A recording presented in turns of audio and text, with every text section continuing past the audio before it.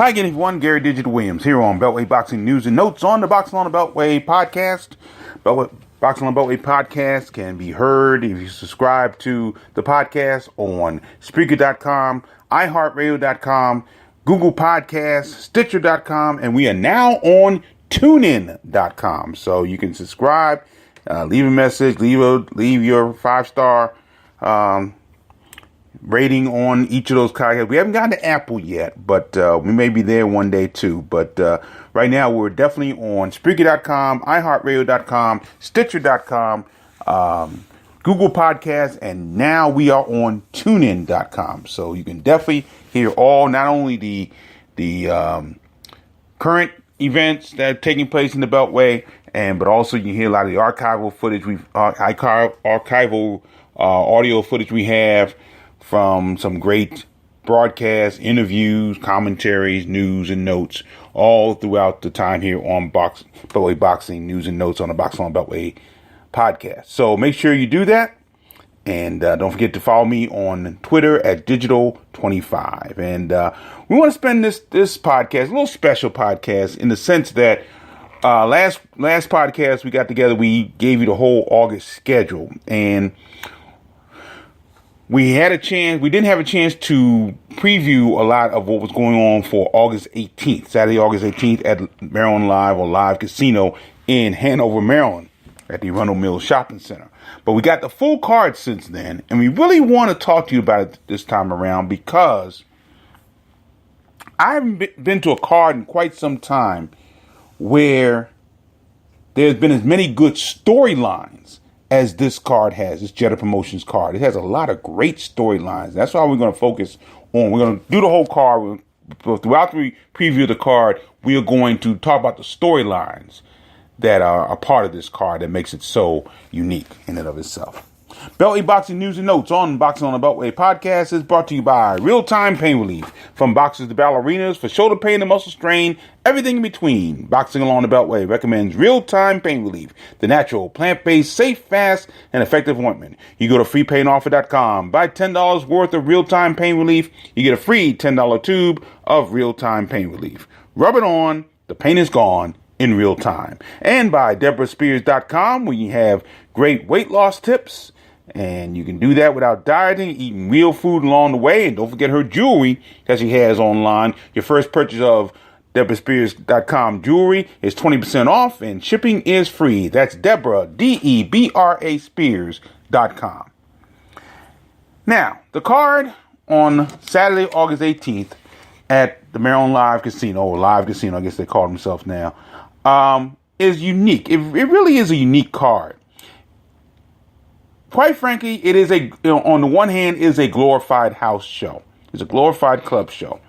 There are no world titles on this card. There's a title bout. We'll get to that in a moment. But there isn't any world title championship bouts. There are no major stars on this card.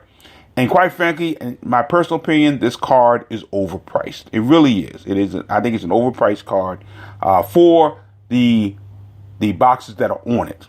Okay. Not that you shouldn't go. You definitely should go and support it.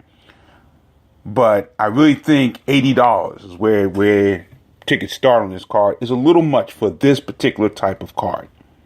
I mean, I've seen different locations where even Jetta Promotions has had cards like this where it wasn't $80 to start off with. I think the casino put that together. It wasn't Jetta Promotions, so don't blame the promotion on that. And again, a minor storyline is the fact that Maryland Live Casino or Live Casino is actually having boxing. You know, when the casino opened in 2012, they were totally against it. I don't really think they had the space for it. But now that they've opened up the hotel next door, right on the same grounds, they have a 1,500 seat event center, which I believe is where this card will be housed, and that gives them more of an opportunity. And at the same time, as I said last week, they saw what happened at the MGM National Harbor Casino, how successful boxing has been at MGM National Harbor. So I think they wanted to get into it, and I think they found a good opportunity to do it. Again, I think they overpriced the card, but I still think this is a very good card. And the reason why I think it is a good card is because of the storylines.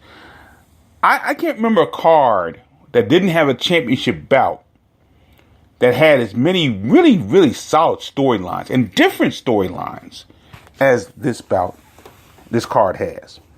I see 5 different storylines. And as we preview this card, we're going to go through the storylines. We won't go through them one after the other, but throughout the preview of this card, there are a number of really, really quality storylines.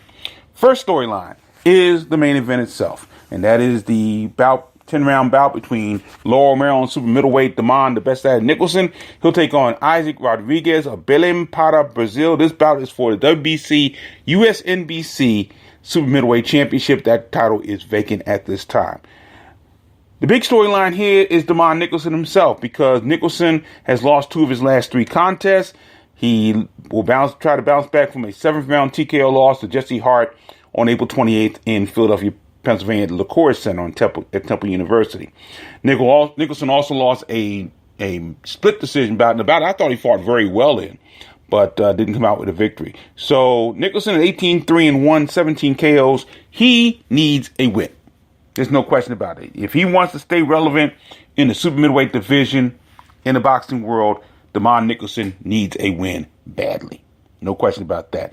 And there is no guarantee he will get one, because Isaac Rodriguez is 25-2, 20 KOs. He's currently riding an 8-bout winning streak, and that includes a 4-round TKO over Frankie Philippone back on June 8th at the Turning Stone Casino in Verona, New York. Now, the key with this, though, is that Rodriguez has only fought 1 bout in 2 years, just about 2 years. So the fact that Damon Nicholson needs a win badly, he's a main event on a card that, by the way, is nationally televised. It'll be on CBS Sports Network. He needs his win badly, and so this is our first storyline. This 10-round bout, the main event, Damon Bestad Nicholson taking on Isaac Rodriguez for the vacant WBC USNBC Super Middleweight Championship. Now, the second storyline on this card is the one I think everybody is talking about. This bout has gotten a lot of buzz on social media.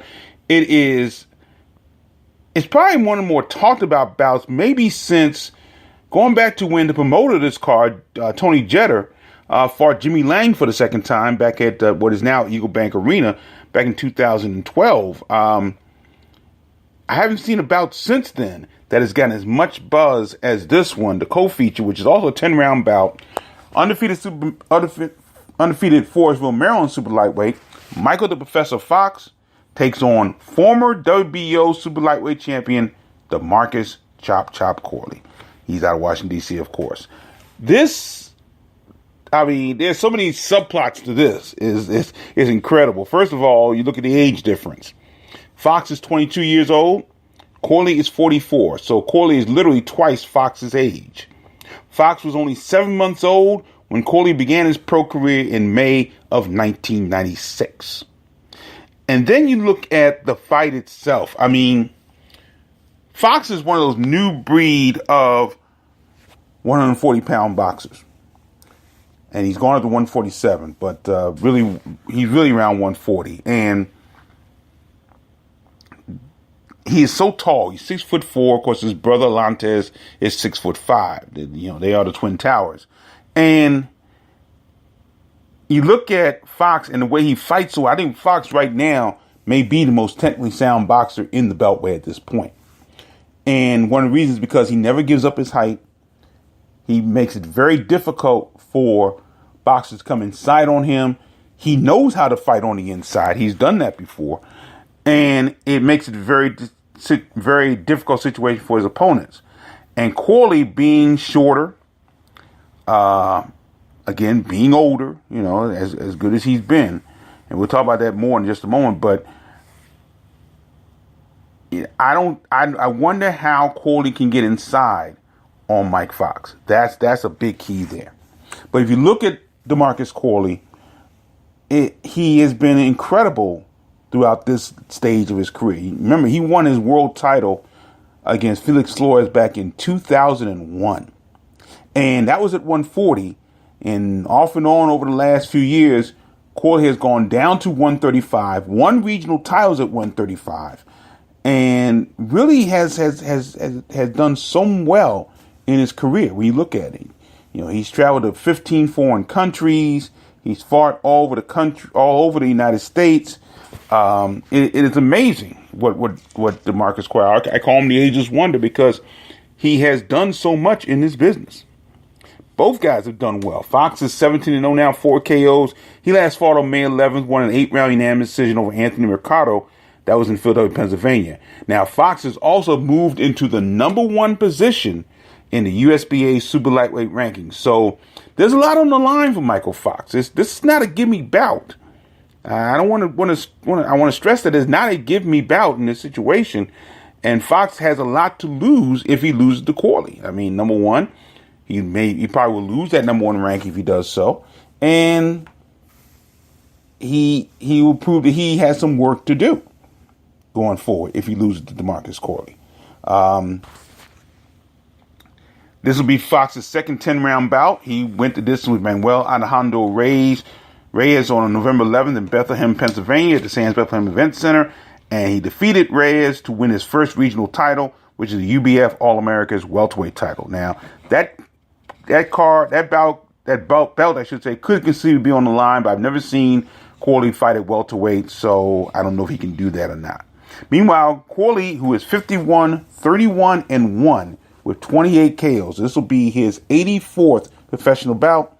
He'll be looking to break a 2-bout losing streak, which included a 12-round unanimous decision loss to former WBA super lightweight champion Vivian Harris back on July 21st in Memphis, Tennessee. Now, Fox has only fought one other time in 2018. Now, again, that was on May 11th. This will be Corley's 5th bout of this year. And it'll be the first time Corley has fought in the Beltway area since he defeated Daniel Atta by a 10-round unanimous decision at the Washington Convention Center back in September of 2014. So that is a great storyline, whole bunch of storylines in that particular co-feature bout. Michael the Professor Fox taking on DeMarcus Chop Corley. That'll be a co-feature, and that'll probably be on the CBS Sports telecast, which, by the way, begins at 9 p.m. Eastern Time, and the card starts at 7 p.m. We'll talk more about that in a little bit. Here's storyline number 3. This will be a 4-round lightweight bout between the Red Comet, Dante Cox. He fights out of Elk Ridge, Maryland. He'll take on LaTorrey Woodbury of Roanoke, Virginia. Now, this is the storyline for this bout. Dante Cox has the home ring advantage in more ways than you can count. First of all, he's fighting in the area. So he's from the area. He's fighting in the area. But Dante Cox actually works at Live Casino. He's a bartender in the Prime Rib restaurant located there. So this is truly a home crowd advantage. In fact, the public relations out of the casino itself has really trumpeted this situation where Dante Cox is fighting literally in front of not only his home fans, his family, but his co-workers as well. That's going to be an interesting situation there. I've never seen that before. It's a very interesting situation. Cox, by the way, is 2-0, 1 KO, coming off his first round TKO over Taisha Ferguson. That was on June 16th at the Gardens Ice House in Laurel, Maryland, the last Jetta Promotions card. Woodbury is 2-6-2, and he last fought on June 8th. He won a 4-round majority decision over Mike Conway in Pittsburgh, Pennsylvania. So that's a storyline there. Red Comet, Dante Cox takes on LaTorrey Woodbury of Roanoke, Virginia. We have more of a boxing storyline. I didn't count this among my top 5, but this is still a interesting situation here. A 6-round all-Maryland middleweight bout between Columbia's Ashton Nagoon Sykes and Baltimore's dangerous Donald Wallace.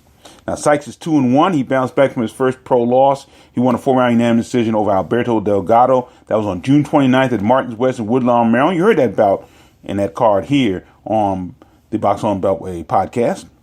And Wallace is 2-1-1, 1 KO. He'll look to bounce back from a 4-round unanimous decision to Zarbek Nishinbayev. That was on July of 2017 at Michael Eighth Avenue in Glenbury, Maryland. You heard that bout here on the podcast as well. So that's an interesting bout, the all Maryland bout. Again, I don't like these situations, because there really isn't anything on the line. And really, if you look back at the Fox Corey situation, there really isn't a lot of prestige on the line other than, possible passing of the torch. There's no title on the line. But the difference between the two, I think, again, you have the crossroads situation between Fox and Corley. That's number one. And Corley was kind of in a similar situation a few years ago, even though I think he had won a title by this point. I'm not 100% sure. I think he might have won a title by this point. No, I don't think he did. He fought Daryl Tyson. Now, again, Tyson is a legend in this area. He has fought literally everybody that you could fight just about in the 135, 140 pound division at that time period. He fought Oscar De La Hoya, he fought Miguel Angel Gonzalez, and fighting Corley was sort of a passing of the torch from Tyson to Corley, who in his own right has fought just about everybody. He's fought the Floyd Mayweathers, Miguel Cottos, and people, Junior Witters, and people of that nature. Zab Judah, of course, lost the title to Zab Judah. So there seems to be another passing of the torch in this situation. But again, Corley is a viable gatekeeper, so we'll see what happens. So I get that one. I get the Beltway connection there. I think that's a great Beltway bout. Sykes and Wallace could have waited a little bit, in my personal opinion. But with Sykes only 2-1 and Wallace 2-1-1, seeing them try to knock each other off is kind of weird. So we'll see what happens. But I think overall for the fans, it's going to be a really, really good bout. No question about that. Now, he said that Wallace lost his last bout to Zarfek Nishinbayev back in July of 2017, where the Uzbek warrior out of Arlington, Virginia, by way of Kyrgyzstan, will be on this card. Nishinbayev will take on veteran Kevin the Scarecrow Womack of Baltimore, Maryland. That'll be a bout scheduled for 4 rounds in the super welterweight division. Nishinbayev is 4-1, 3 KOs, and in his next bout, after he beat Wallace, he went to Phoenix, Arizona, and won a first-round TKO over Cordell Powell on April the 28th. Meanwhile, Womack, who's 8-16-4, 6 KOs, and Nishinbayev, we said 4-1, 3 KOs, he lost a really tough 4-round majority decision to Kareem Martin back on June 30th at the Sphinx Club in Washington, D.C. And I tell you something, I thought, in all honesty, Womack came very, very close. And I think I might have said I thought he might have won that bout against Kareem Martin. He really fought Martin very, very well in that bout. One of the better bouts I've seen Womack fight on recently. And again, Womack's one of those guys that you're not on your P's and Q's. You could have a tough time against him. However, Nishinbayev more often than not is on his P's and Q's. When he's on, he is very tough to deal with. And that's going to be an interesting bout there. So that's a 4-round bout. Zarfek Nishinbayev, the Uzbek warrior out of Arlington, Virginia, taking on Baltimore's Kevin the Scarecrow Womack. Now, here's another minor storyline here. 6-round middleweight rematch that I don't know why this bout is taking place again. Perfectly honest with you, I really don't know. But Francisco the Cisco Kid Bustos out of Rockville, Maryland, takes on Javon John of Brooklyn, New York. Now, their last contest was against one another on June 16th in Laurel, Maryland. Bustos won a 4-round unanimous decision. Now, the bout was close. No question about that. Two of the judges had it 38-37, I believe, or 38-37. So maybe that's why this is a rematch. But I really don't understand why this bout is a rematch, perfectly honest with you. I thought Bustos won it. He should go ahead and move on to the next adventure. But some reason he's doing it again. Bustos is 7-0, 4 KOs. John is 2-6-1. So that's a minor storyline there. But the fourth big storyline about this card takes place in a cruiserweight contest scheduled for 4 rounds as Charles Johnson of Washington, D.C. takes on the debuting Chester Stewart of Bowie, Maryland. Now, Johnson lost his pro debut against Mushin Kason. That was on a 4-round unanimous decision in Woodlawn, Maryland. That was again on June 29th on that last card. But Stewart is an interesting story. Now, he will follow, and actually he'll be the first player. No, take it back, because Balgan was an offensive lineman, I believe so. So I was going to say he was the first boxer, former football player who was on the offensive side of the ball. But actually, Balgan, I believe, was an offensive lineman. Mitchell was a linebacker. Seth Mitchell was a linebacker out of Michigan State. But Stewart is a quarterback who played his college ball at Temple University and played professionally for a brief moment with the Baltimore Ravens. So this will be interesting. He's out of Bowie, Maryland. He'll make his pro debut, but from what I've heard and people I've talked to, he's really committed to this. And we'll see what he does against Charles Johnson coming up on Saturday, August the 18th. So those are 4 of the storylines. And again, the card is scheduled to begin at 7 p.m. Main event broadcast live on the CBS Sports Network at 9 p.m. Eastern Time. Which leads me to the 5th storyline, the big storyline. And that's the promotional company themselves. Jeter Promotions. Tony, his wife, Kristen Jeter. This is a major step for them. And I think they've handled it so well. I think they're prepared to make this step. Again, I've talked about this many times on the podcast, if you've heard over the years, how much I admire Tony Jeter for the way he has conducted his business over the years. Not only in the ring, a guy who has had more heart than you can shake a stick at, and one of the more exciting fighters, and then, quite frankly, one of the more polarizing boxers we've had in this area over quite some time. But his work as a promoter has been absolutely phenomenal when you think about it, because he has put together quality bouts over the years. I remember he put together that great bout between Phil Jackson Benson and Maxwell Taylor. That was for the WBC USNBC Middleweight Championship. I believe so. I have to double check that, but he put that together. And, he's gotten great help. Brian Dillon's doing the matchmaking again. As always, he does an outstanding job. But this is a big move for him. This is a big move for Jeter Promotions. And I really believe that they will accomplish this move. Literally, he's done it from the ground up. I've seen, I would say, 90% of his cards over the years.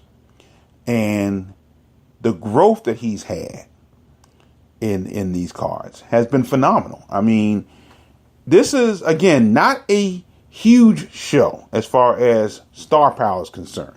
But as I've just gone over the storylines would make this card very unique and very special. And I think it'll be a lot of fun to cover and a lot of fun to watch because, again, you've got really, this is almost, wrestling cards have these type of storylines. You always have the storylines between the face and the heel, the good guy and the bad guy. And while there are none of those here, the fact that there are storylines, just the youth versus experience with Corley and Fox and Corley, Ma Nicholson needing a win badly, Dante Cox actually working at the casino. Those are great storylines you don't find in boxing cards. You really don't. You don't find them a lot in boxing cards. You don't find people who fight at, say, the Barclays Center who actually work there. That doesn't happen often. And I'm really blown away by the great storylines that he has for this card. And I feel this is going to be a really exciting card. I'm looking forward to it. Saturday, August 18th, once again, that'll be at Live Casino in Hanover, Maryland. That's in the Arundel Mills Shopping Center, for those who don't know. The big shopping center over there in Hanover, Maryland. Now, before we get to that, of course, we do have Saturday, August 4th at the Dulles Sportsplex, Michael & Son Sportsplex at Dulles for the Ponytail Promotions card. We talked about in our last podcast, which features, again, Tori Nelson taking on Tiffany Woodard on that card and a lot more. Should be a really good card there as well. Yours truly will serve as ring announcer for that card. So I'm looking forward to doing that. But suffice to say, we are on a roll once again in Beltway boxing. 2 quality cards in the Beltway. Can't get better than that. Unless you have 3, of course. But you can't get better than that. So we're looking forward to Beltway boxing in the month of August. As we are August 1st as we record this. Beltway boxing in the month of August should be a lot of fun. We went over the August schedule last time out. So go back to that podcast to hear the entire August schedule. So that will do it. Once again, I just wanted to once we found out about this card, I definitely wanted to talk about this card. By the way, that Maxwell Taylor, Phil Jackson Benson card bout was actually for the WBC FECAR box super middleweight title, not the USNBC title, but it was for the FECAR box title. So this one should be a good one, no question about that. So that's Saturday, August 18th, Live Casino in Hanover, Maryland, and for that Saturday, August 4th at the Michael & Son Sportsplex at Dulles in Sterling, Virginia. Hope you can join us for both cards here in the Beltway. Don't forget Beltway Boxing News and Notes on the Boxing on the Beltway podcast, brought to you by Real Time Pain Relief.